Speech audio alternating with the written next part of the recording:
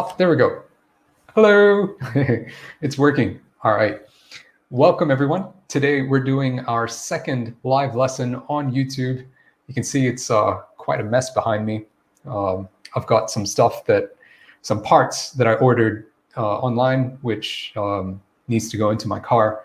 So that there on this side over here, that's a dash mat. And it's also got like a new wiper switch stock thing that I'm going to be swapping into my car as well. It's one of my hobbies. It's also one of my passions. I like working on my own car, doing my own repairs and little things like that. So yeah, that's what you see behind me. And I've got on the other side, this thing's mirrored. On the other side over here, you can see my little light and a few other like small little bits and pieces in that bag, some tools. So anyways, welcome. Today we are doing a lesson on prepositions. Prepositions. Everybody gets confused about prepositions. Everyone gets frustrated with them. You don't have to feel intimidated by prepositions. Just chillax. You can have fun with them. And we're going to make it real simple today.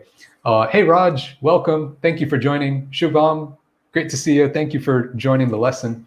Let's get started. We're going to get into our first lesson. We're going to warm up with a bit of pronunciation. So let's get into that. Hi, Abisha, welcome. So let me just bring up my whiteboard. Here we are. Okay. And the first little warm-up exercise we're going to do is a little pronunciation tip with the word earlier. Earlier. So I got this as a question from one of my followers. They had seen my video on YouTube where I go over the pronunciation of really, and they watched that and they seemed to have found the R and L lesson really helpful, and they wanted to know how we pronounce this word earlier. All right, so what I'm going to do, we're not going to use any phonetic symbols. We're going to make it nice and simple, and we're just going to use this. We're just going to use the English alphabet, and we're going to sound this off. All right, so in blue, let's sound this off. The first syllable is this part right here. It's spelled E-A-R, like ear, as in the part of your face, your ear, but it's pronounced like this, okay? And then the second part is this, li, okay? And it's pronounced exactly as it's spelled. And the third part is another ER, and this is the exact same sound that we have at the beginning. So it's earlier. And the only difference between this one, this first syllable, and the third syllable is that we stress this syllable right here. So we're going to stress it, and we're going to have this shorter, briefer, relaxed rhythm for the rest of the word. Earlier, earlier. Okay, and now I'm going to demonstrate it so I can show you how my mouth moves as well. It looks like this. What you want to do is you want to round your lips like that, and you want to protrude your lips outwards. Okay, and you're going to make the sound. Your lips, your jaw shouldn't be open too wide. It's just going to be open a small amount. And once you make that round lip and you say that's what it looks like from the side, and from in front, it looks like this. Okay. And what you want to do is you want to transition from that sound, which is a vowel sound, and you want to transition to the R sound, where what you do is you bring your tongue back and you place the tip of your tongue in the middle of your mouth, where your tip of your tongue is not touching any part of your mouth. Okay, earlier. That's how you make that sound. All right, and then the next thing we're going to look at is we're going to talk about prepositions. So we're going to get into the meat of today's lesson. By the way, I will be taking 2 questions today at the end. So if you have any questions about English, grammar, pronunciation, anything you want, feel free to type them away in the comments. And I'm going to pick 2 questions to answer at the end of today's lesson. All right. Next question is about time, prepositions of time. All right. One common mistake that a lot of people make is when talking about a certain time in the future or talking about a certain time in the past, they use words like before, after, or later, right? But it's much more natural to use other prepositions instead of using before, after, or later. And I'm going to show you. And this is one that a lot of people don't know, especially kind of intermediate, lower intermediate learners. They don't really know this yet. So we're going to be getting into that. So let me just move my board along. And all right, so let's draw a timeline like so. Okay, it's not straight, unfortunately. And let's say that this point here, okay, this is now. This is now. And let's say, and this is now, and we are talking right now, right? So our reference, and I'm also going to draw another arrow here, and we're going to say this is our reference. I would like you all to get very familiar with this word. This is an extremely important word in understanding how we use prepositions. We're going to be using this a lot in today's lesson. Okay, so this is our reference. We are talking about something in the future in reference to right now. And so, for example, let's say we're on the train and right now your friend calls you on the phone. Okay, your friend calls you on the phone and you can't talk because it's noisy on the train, right? So what you say is, hey, look, I can't hear you. I'm on the train. I'm going to call you back. Okay, and you want to call your friend back 5 minutes from now. All right, so in the future, in 5 minutes is when you want to call your friend. How do you express that in English naturally? Okay, so right now you're talking to your friend. This is your reference. And here in the future, which we're going to say is, whoops, what's going on with my mouse? Which we're going to say is 5 minutes late, 5 minutes later, right? Okay, in fact, let me write, whoops, let me write it like, okay, let me write it like this, 5 minutes, okay? And here you're going to call back. Okay, now I'd like you all to type away in the comments, okay? And here's what you're typing away, or here's going to be your question. The question is, or it's a fill in the blank exercise, right? You're going to say to your friend, I'll call you back, fill in the blank here. What are you going to say? Let's see what we have in the comments. And while you're thinking about it, I'm going to write up a few options or hints, okay? So here are your options. I'm going to write it in blue. Okay. A, you can say 5 minutes later. All right. You can say after 5 minutes. C, you can say 5 minutes from now. And D, you can say in 5 minutes. Which of these do you think is the most natural response or the most natural expression to use in this blank? I'll call you back blank. What do you think? Shubham says in 5 minutes. Shubham, you are a boss. You got it. It is in 5 minutes. So you can say any of those, like A, B, C, or D. They're all going to be grammatically correct, right? And if you say any of those, the person listening to you will understand you. But the most natural expression to use in that situation when your frame of reference is now is in 5 minutes, okay? So when we're gonna do something 5 minutes from now, all right? Our frame of reference is now. 5 minutes from now, we say in 5 minutes, all right? And that's a pretty strange way, because when we think about the word in by itself, in means like inside, right? Right? So it's pretty counterintuitive to use this in this way, use the word in this way, but this is the natural way that we express that idea. All right, so next, we're going to talk about a similar example, okay? What if you say to your friend, okay, that you sent a text message, all right, 5 minutes before the phone call, okay? So it's 5 minutes, all right, and sent an SMS, okay? What do we say in that case? So let's move our whiteboard down. Okay, I'm going to give you another exercise. And the sentence is, hey, I sent you a message, and let's fill in the blank. Okay, and oops, here we go.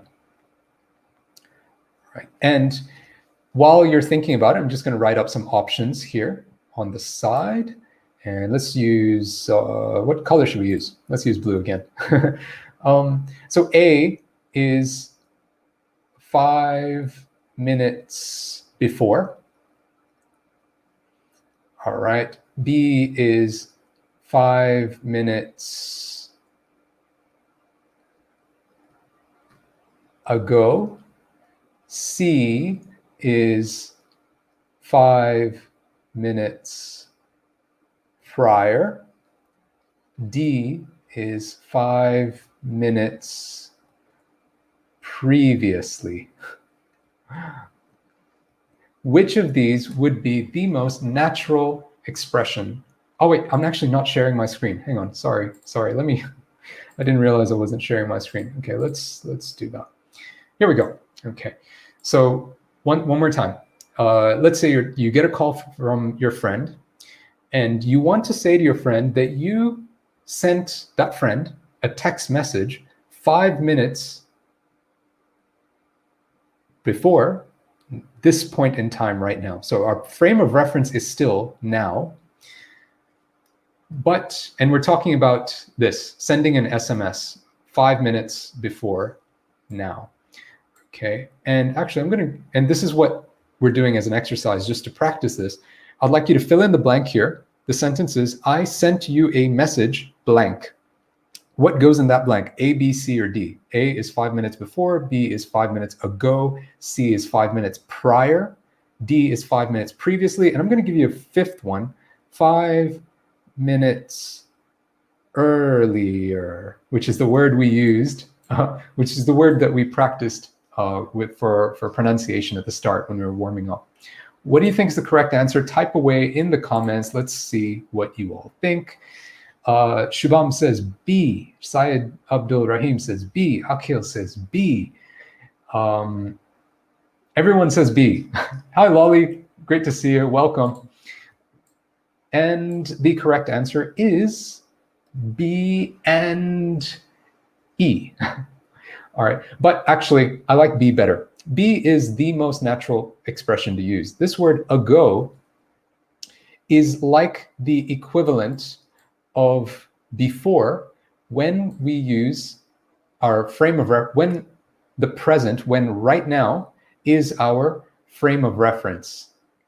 So when we're talking about something that happened 5 minutes in the past, in reference to the present, in reference to right now, we use the word ago.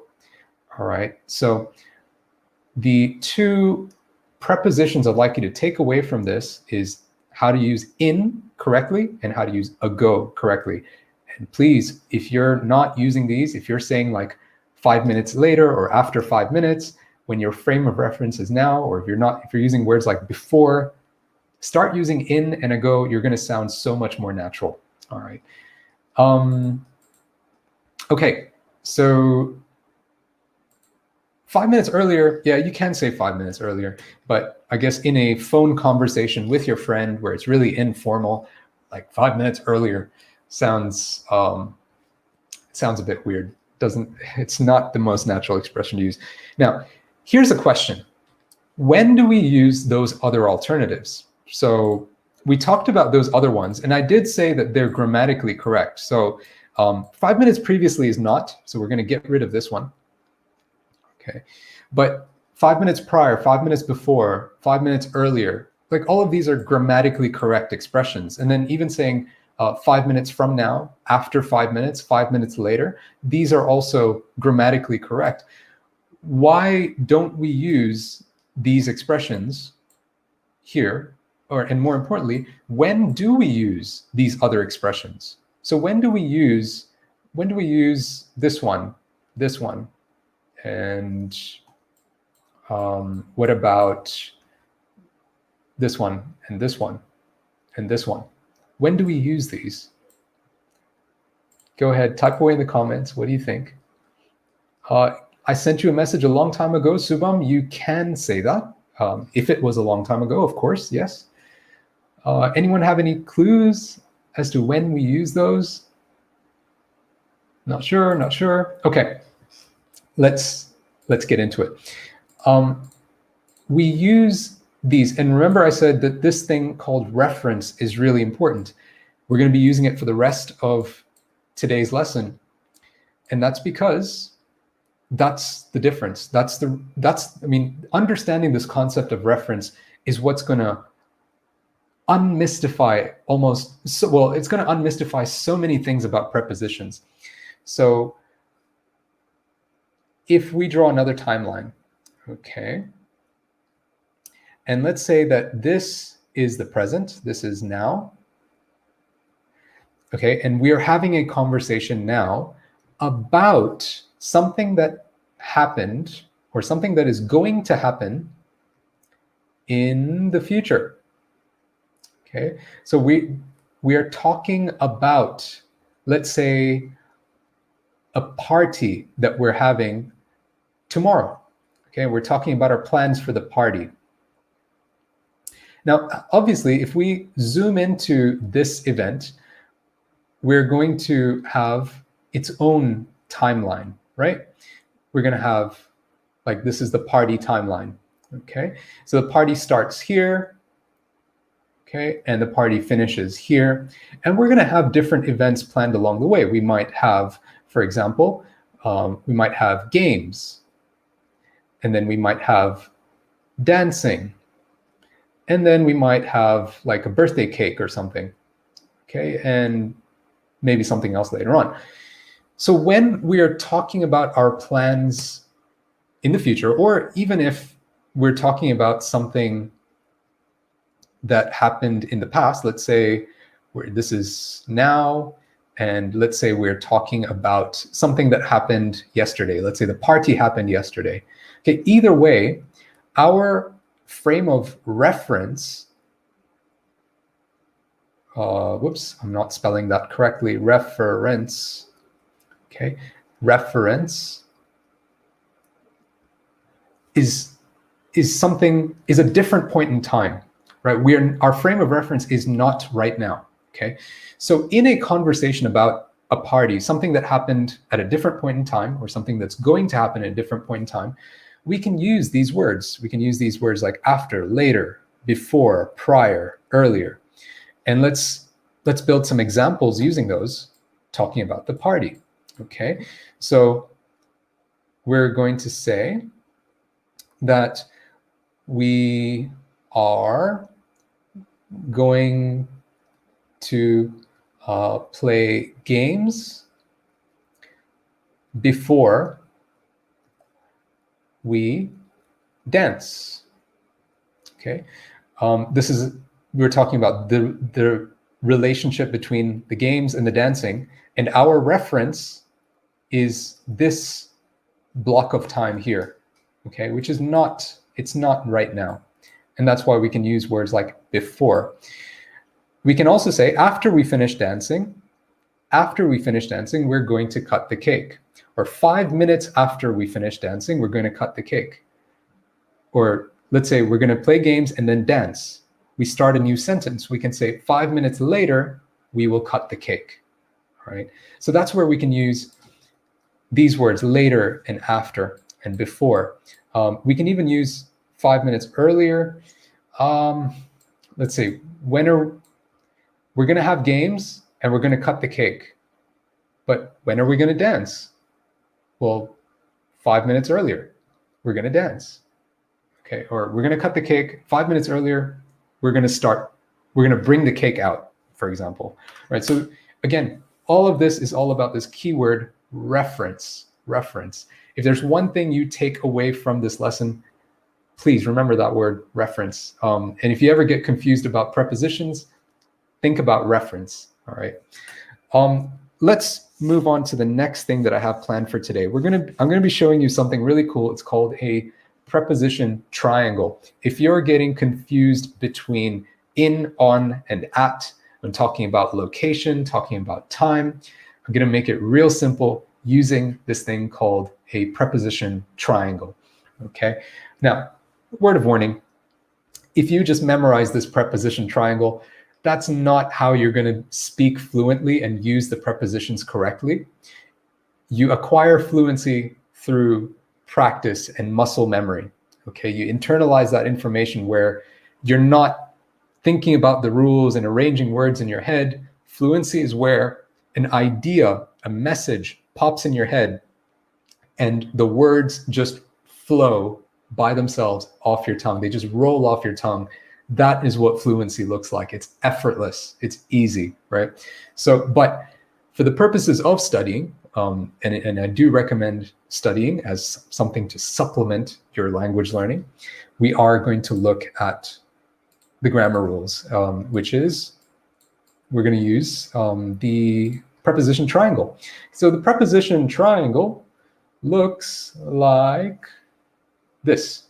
It actually is a triangle. And on the bottom here, we've got at, and right at the top, we have in. And on fits right here in the middle. And we can use this preposition triangle, and we're going to write the title here, Preposition Triangle. All right. And we can use this preposition triangle for two things. We can use it to talk about time, and we can use it to talk about location or place. And I'm going to capitalize that, location or place. We use in as this, actually, you know what? Let's start with location, because location is probably the simpler one, okay? And then we'll move on to time. Let's start with on. We use on to talk about any kind of road or path, okay? And I'm going to make a small note of that in green. So any kind of pathway, we use on. So for example, we'd say somebody is on 5th Street, okay? On the highway, let's say on Kingston Road or Kingston Avenue. Okay, so all of these road names or street names would typically have on. Okay, and the reason why we do that is because when we use the word on, the imagery that we get, what we visualize is having something on top of something, right? So for example, if I was to put my hand like this and I put my pen here, we can say the pen, whoops, it just almost fell off. We can say the pen is on my hand, right? It's on top. So that's the sort of imagery you want to have with the preposition on, especially when you're talking about location. And so the reason why we use it for talking about roads, even train tracks, is because a road kind of looks like this, okay? And we are on top of it, okay?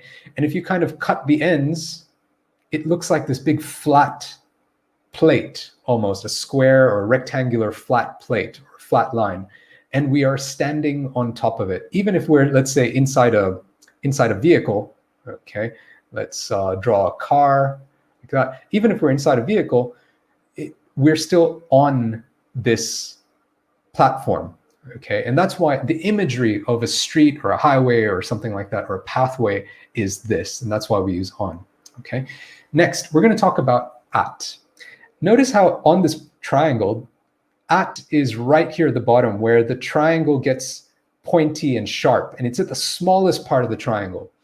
So the imagery we should have is that imagine we're looking at a map and we're dropping a pin on a specific point on the map, all right? This little pin. So if you've ever used Google Maps and you tap a specific location, somewhere that has an address, you're going to drop like a pin there, right? That's the imagery you want. So I'm going to put a little small note here where it says address. So any building, any location that has a specific address, we'd use at. So for example, at the mall, at home, at school, at the hospital, okay, and so on, all right? This is the imagery that you want to have. And so when you're talking about a specific point in a larger area on a map, we use at, okay? Then, and this imagery, by the way, extends to all other ways that we talk about location using the word at. Even if we're talking about like the location of furniture or something like that.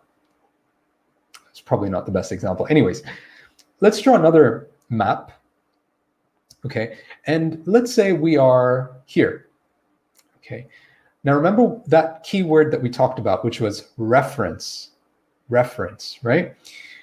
If your point of reference is this small pinpoint here on that map, and you're saying at the mall, okay, and your mall is here, or home is here, then we're going to use at. But what if you're actually talking about, you're not talking about that small point, you actually want to talk about this larger area? Then if your frame of reference is this large area, we're going to say in. Some examples of that would include anything larger than a street. So for example, towns. So we are in George town, in Bangladesh, okay, or in Colorado. How do you spell Colorado? Okay, which is a state. So anything that is larger, we'd use in. The exception is when you get so large that you're talking about a planet, like let's say this is planet Earth, okay, and we've got the sea, all right, and we've got like all this land here, all right. So this is the planet Earth. We don't say in planet Earth, okay, we say on planet Earth. And again, the reason for that is this imagery. Even though the planet Earth, even though Earth, our planet, is round, it's like a ball, but for us, it feels like it's flat, right? So because we are kind of standing on what is a pseudo flat surface, we'd say we are on planet Earth, okay? So that's how we understand prepositions. Oh my gosh. Am I not sharing my screen again? Oh my goodness. Okay. Here we go. Okay. I'm not sure. Was my screen being shared? Did everyone see all the notes that I wrote? Yes? No?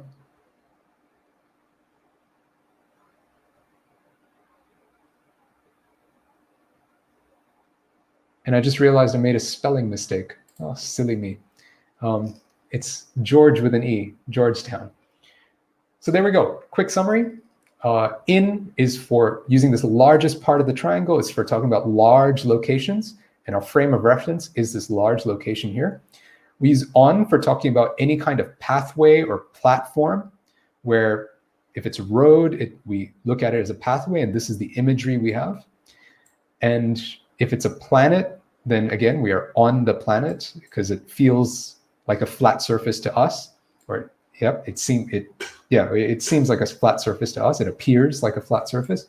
And we use at when talking about specific small points in a larger area. So, right? So we're talking about at the mall, at home, at the doctor, and so on. Next, we're going to talk about prepositions of time. So for prepositions of time, here's how it all works. We use on for talking about days. Okay, so on my birthday, on the 5th of September, on the 7th, on the 18th, right? On my wedding anniversary, on Independence Day, and so on. And I'm going to put weekend in a bracket, and I'm also going to put that on the line between on and at, and we'll talk about that later. We use at to talk about specific time. For example, at 5 o'clock, at 3:45 in the morning, at 7 p.m., and so on. And anything larger than a day, such as a week or a month or a year, we use in. So in the first week of September, in October, in 1985, right? These are all larger than a day, and we use in.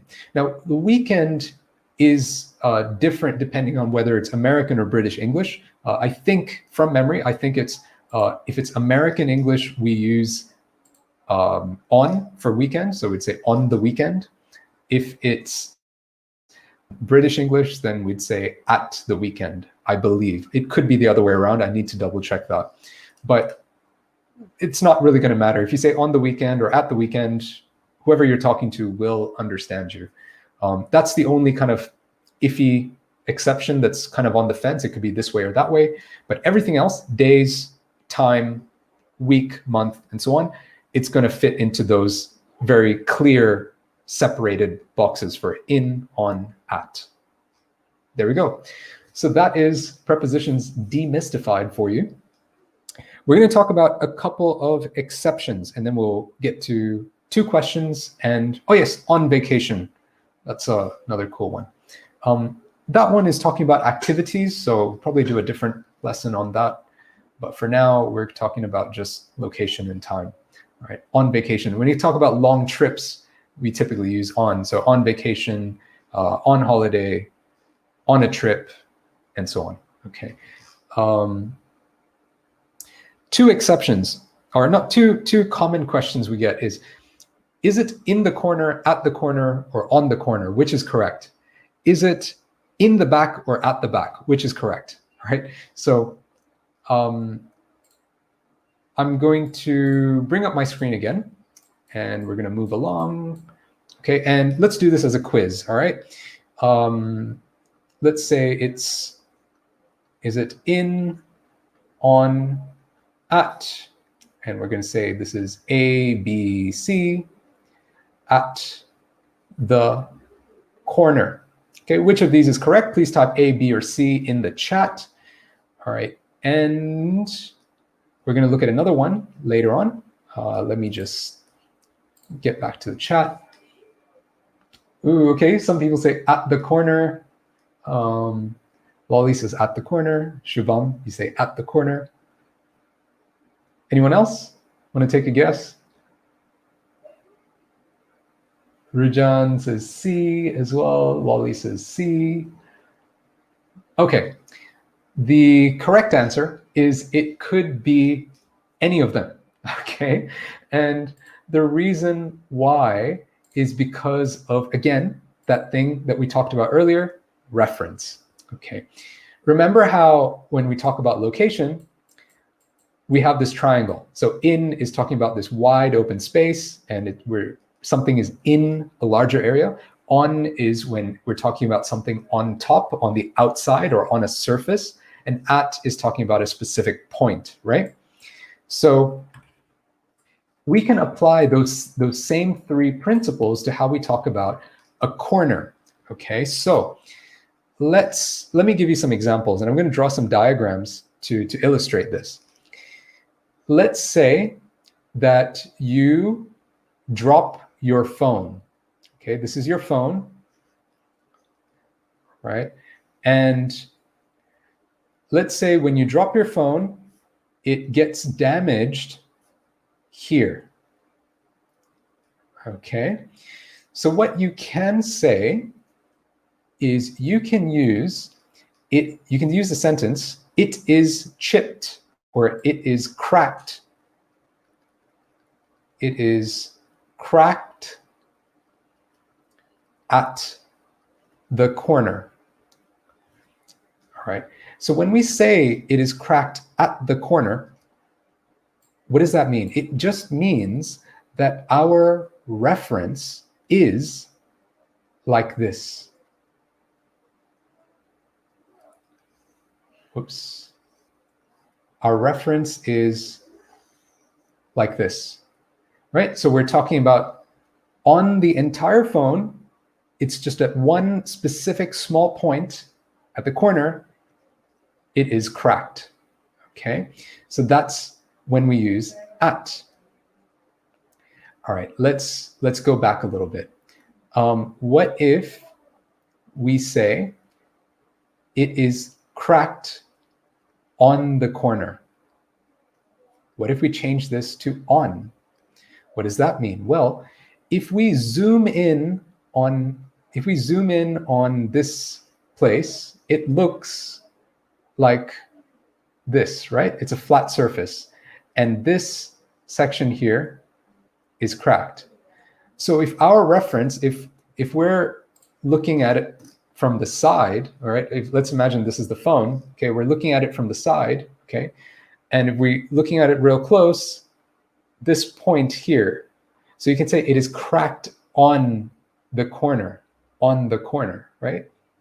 Can you kind of see that? So it's kind of on top or on this flat surface here. All right, so that's, again, it's a change of our reference when we're using in, on, or at. And then what about if we change this to in? All right, so let's get rid of on. We're going to use in. It's cracked in the corner. In this example, we wouldn't use in, actually, because it just doesn't fit the imagery. But let me show you a different example where we would use in the corner. All right.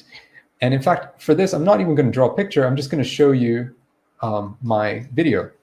So you can see behind me, or actually, you can, if I move over this way, and you can see right down here, there's a box. Okay, and that's actually the corner of the room.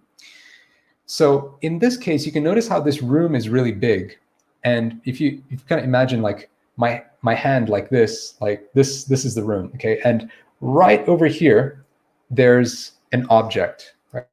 There's right here, like that, at this point. So because this room is kind of really big and there's an object inside of this space, right? And this entire space makes up the corner. We can say that there is a box in the corner. There's a box in the corner of the room. Okay, so there you go, in the corner of the room. So corner is one of those weird ones where you can use in, on, or at, and it all just depends on your reference, your frame of reference. There's one other weird example, and we're going to talk about that next, which is in the back or at the back. Which one do you think is correct? Type away in the chat. Is it in the back or at the back? Which is correct? In or at?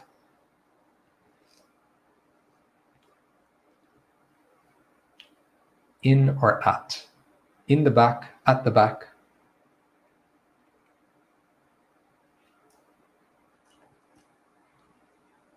Rajan says in the back. Okay. Shubham says in the back. Avisha says at the back. Anish says at the back. Okay. And the correct answer is it can be either, depending on your reference. So let me show you a couple of diagrams or a couple of images to visualize this, okay? So let's move our whiteboard down. All right, so in the back, let's say this is a car, okay? And we are getting ready to go on a camping trip, okay? And so we are sitting here, right? And we're all sitting here, okay? And here we've got luggage, right? All our luggage, all our camping gear, and somebody's loading it here, right? In this situation, because it is inside the back of the vehicle, we can use in the back. It is actually in an enclosed space, similar to how we talked about the corner, the box behind me in the corner. It is in that enclosed larger space. Okay, this larger space is the corner, and it is in the corner. The same way, we've got the car, and it's in the back, right? Then, what about at the back? At the back, right? At the back could just mean at a, remember, the same thing. The triangle still applies. It's a specific point in a larger space. So, for example, if we're talking about a part of a house, let me share my screen. Uh-oh, I can't share my screen. How do I share? Why can't I share my screen? Here we go. Okay. What about if we're talking about, let's say, there's a house, okay, and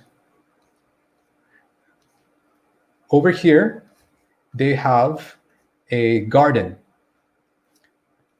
okay, which is at the back of the house. They've got a garden at the back of the house. And we're saying at the back because of this thing, again, called reference. The garden is here. Okay, this whole compound, this whole big, large space is the house. And we're talking about a specific point, like in that space. And so it's at the back right there. All right. Cool. So that is going to be all the things that I wanted to share with you today. We're just going to go through 2 questions that you guys asked today. Thank you all for joining. Thank you for your questions. And let's get to the first one. First question is...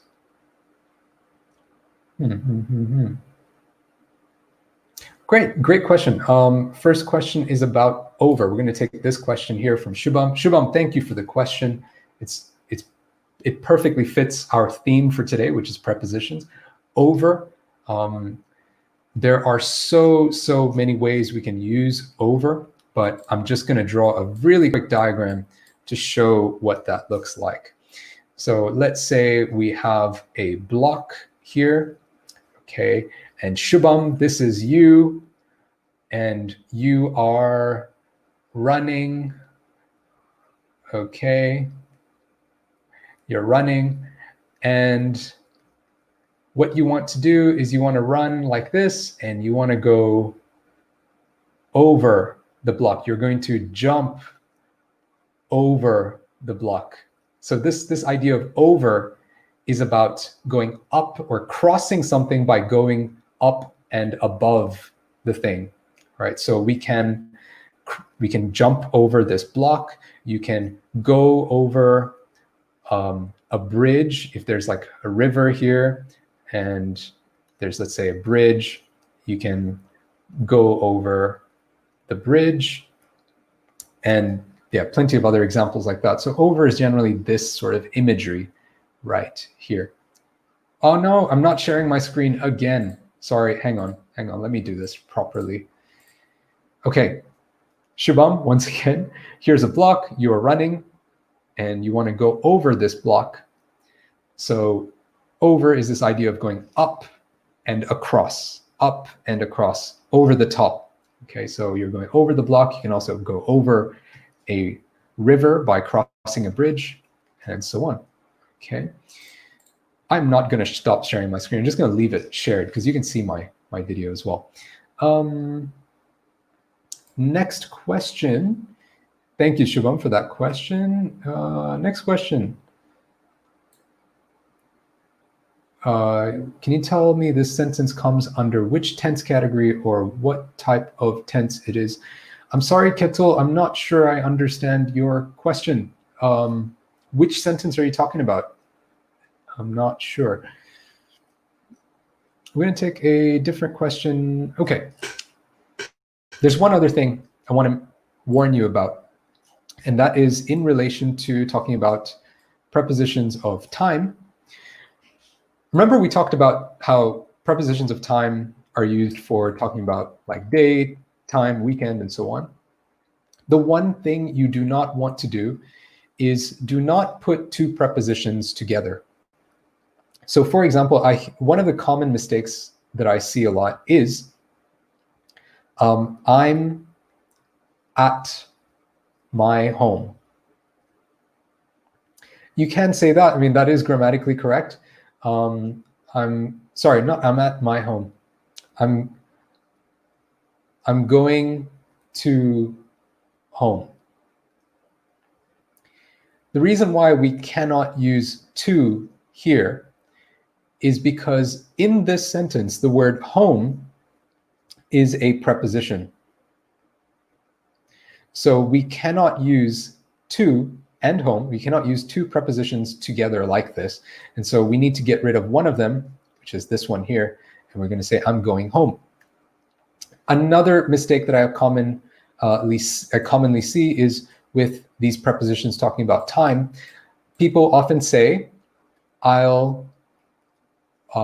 let's say, I'll meet you in next week. Now, for weeks, we do use in. That's the correct choice of preposition for week. But the problem in the sentence is that in is a preposition and next is also a preposition. And we don't want to use two prepositions back to back like this.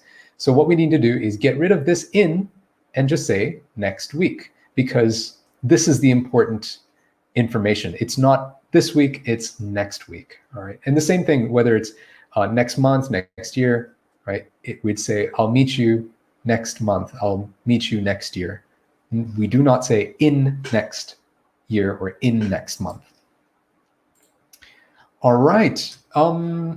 Thank you all so very, very much. It's been a pleasure having all of you in the lesson. Thank you all so much for joining. I'm going to get ready for bed and get some sleep. The time over here is now 10:55 p.m. in Japan. So home is an adverb. Home can be an adverb. Home is one of those really weird words in English that can be used in so many ways. It can be used as a noun, where you can say my home, for example. It can be a noun. It can be an adverb. It can also be a preposition. So I'm at home is, you know what? You're probably right. You're actually very, very probably right. Let me just correct that. I'm sorry. I apologize. I taught you the wrong thing. In this sentence, the reason why we don't use to is because home is an adverb. That is one explanation. I have heard that before. Another reason could be because home is a preposition. So if we go over here, when you say I'm at home, I'm home. I'm home. Yes, when we say the sentence, for example, when we say I'm home, where are you? I'm home.